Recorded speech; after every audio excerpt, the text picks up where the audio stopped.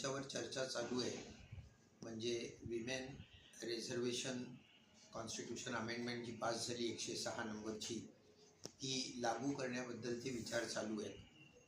आता काही विषय हे पुन्हा पुन्हा येत राहतात, जसं one nation one election, uniform civil code. तसं मला आठवत आहे की विमेन रिझर्वेशनचा बिल जे मांडलं गेलं प्रथम, गुजरात पंतप्रधान होते, तर ते जॉईंट सिलेक्ट कमिटीकडे पाठवलं गेलं होतं पार्लमेंटच्या, आणि तिथे मला बोलायकरता बोलवलं होतं. तेव्हापासून म्हणजे 30 वर्ष गेले हे चालू आहे. ते 2023ला म्हणजे निवडणुकांच्या आधी हे पास झालं. आता त्यावेळी असं सांगण्यात आलं की हे कधी, याची अंमलबजावणी कधी होईल, तर जनगणना झाल्यानंतर, म्हणजे 2-4 वर्ष गेली, त्यानंतर डिलिमिटेशन झाल्यानंतर म्हणजे पुन्हा आणखी 2-4 वर्ष गेली, म्हणजे 29लाही ते होणार नव्हतं. कदाचित 34 सालाला ते लागू झालं असतं. मग अचानक 29 सालीच ते लागू करावं असं का वाटतं, तर याची राजकीय कारणं असणार, पण त्याच्यामध्ये मी जाणार नाही. मी घटनात्मक ज्या प्रोव्हिजन्स आहेत तेवढ्या फक्त बोलतो. एक म्हणजे लक्षात घ्या की पार्लमेंटचं महत्त्व हे आता कमी कमी होत चाललं आहे जगात सगळीकडेच, भारतातच असं नाही. कारण पार्लमेंटला कंट्रोल कॅबिनेट करतं आणि कॅबिनेटला कंट्रोल पंतप्रधान करतात. म्हणजे घटना दुरुस्ती बिलसुद्धा आता इकॉनॉमिक वीकर सेक्शनचं घटना दुरुस्ती बिल 2 दिवसात संमत झालं, काहीही चर्चा त्याच्यावर झाली नाही. म्हणजे संसदेचं महत्त्व हे खूप कमी होत आहे आणि पंतप्रधान हे फार महत्त्वाचे ठरत आहेत. तेव्हा मला असं वाटतं की संख्या वाढवणं याच्यामध्ये काही फारसा अर्थ नाही आहे. संख्या वाढवण्यापेक्षा गुणात्मक जास्त वाढवणं हे जास्त महत्त्वाचं आहे. आपली राज्यघटना ज्यावेळी स्वीकारली गेली त्यावेळी शेवटच्या दिवशी राजेंद्र प्रसादांनी जे भाषण केलं, म्हणजे 26 नोव्हेंबर 49ला, त्यात ते असं म्हणाले, मला 2 दुःख आहेत. एक म्हणजे आपली राज्यघटना भारतीय भाषेत लिहिली गेली नाही, इंग्लिश भाषेत लिहिली गेली.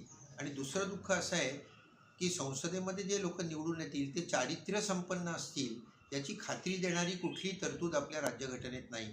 त्यामुळे आज आपल्याला माहिती आहे सगळ्यांना की 1/3 लोकांवर संसदेच्या क्रिमिनल खटले चालू आहेत, आणि मोठे चालू आहेत, म्हणजे खुनाचे चालू आहेत, रेपचे चालू आहेत, एक्स्टॉर्शनचे चालू आहेत. तर अशा लोकांची संसदमध्ये संख्या वाढवण्यात काय मुद्दा आहे? त्याचं गुणात्मक वाढ होणं हे जास्त आवश्यक आहे. आणि दुसरी गोष्ट अशी की किती लोकसंख्या आहे आणि किती संसद सदस्य आहे याचं गणित असं काही नाही आहे जगामध्ये. म्हणजे आता अमेरिकेची लोकसंख्या 35 कोटी आहेत, त्यांच्या सिनेटमध्ये फक्त 100च मेंबर आहेत. किंवा इंग्लंडची लोकसंख्या समजा 7 कोटी आहे साधारण, तर हाऊस ऑफ कॉमन्समध्ये 650 लोक आहेत. आता हे प्रमाण धरलं गृहीत तर मग 140 कोटी करता 14,000 सदस्य असायला पाहिजेत. तेव्हा तसं काही नातं नसतं. चांगली लोक असायला पाहिजेत, संख्येला फारसं महत्त्व नाही आहे. नाहीतर मग आता उदाहरणार्थ मोहन भागवत परवाच म्हणाले की प्रत्येक हिंदू कुटुंबामध्ये 3 मुलं जन्माला यायला पाहिजे. म्हणजे ही संख्या 140 कोटीवरून 210 कोटीवर आणखी 15-20 वर्षात जाईल. मग काय 20,000 मेंबर करायचे का संसदेचे? तेव्हा हे पोरखेळ आहे अक्षरशः. परंतु एक गोष्ट लक्षात घ्या, मी क्लिअर करतो, गैरसमज होऊ नये कोणाचा म्हणून, की स्त्रियांचं रिझर्वेशन जे आहे ते व्हायलाच पाहिजे, 1/3 रिझर्वेशन. फक्त संख्या वाढवायचं जे आहे त्याला काही माझ्या मते फारसा अर्थ नाही किंवा निरर्थक आहे ते. तो राजकीय डावाचा, म्हणजे निवडून येण्याकरता ज्या अनेक गोष्टी कराव्या लागतात. कारण असं आहे की चौथ्यांदा आता मोदी उभे राहतील किंवा BJP लढवेल. पहिल्या 2 वेळा त्यांना बहुमत मिळालं, तिसऱ्या वेळी 300 ते 240 वर, म्हणजे साधं बहुमत सुद्धा त्यांचं गेलं आहे.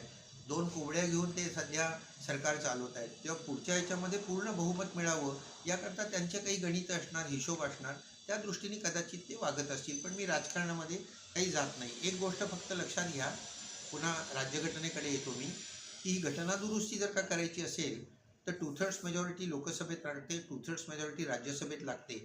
आणि 368 कलमाखाली जर का त्या घटना दुरुस्तीमध्ये लोकसभा राज्यसभेचं प्रतिनिधित्वामध्ये फरक होणार असेल तर 1/2 घटक राज्यांची रॅटिफिकेशन संमती पण लागते. किंवा 3 टप्पे लागणार आहेत तिथे, किंवा 4था टप्पा म्हणजे राष्ट्रपतींची संमती, पण ती बंधनकारक असते, म्हणजे त्याच्यावर आपण नको विचार करायला. किंवा 2/3 मेजॉरिटी लोकसभा, 2/3 मेजॉरिटी राज्यसभा आणि 1/2 राज्यांचं रॅटिफिकेशन हे या सगळ्याला लागणार आहे. आणि असं जर का घटना दुरुस्ती झाली तर मग आधीचं सेन्सस कुठलं होतं, कुठल्या सेन्ससवर अवलंबून राहायचं वगैरे याला महत्त्व उरत नाही. घटना दुरुस्ती करून ह्या सगळ्याच गोष्टी त्यांना साध्य करता येतील. ही आत्ताची पोझिशन आहे.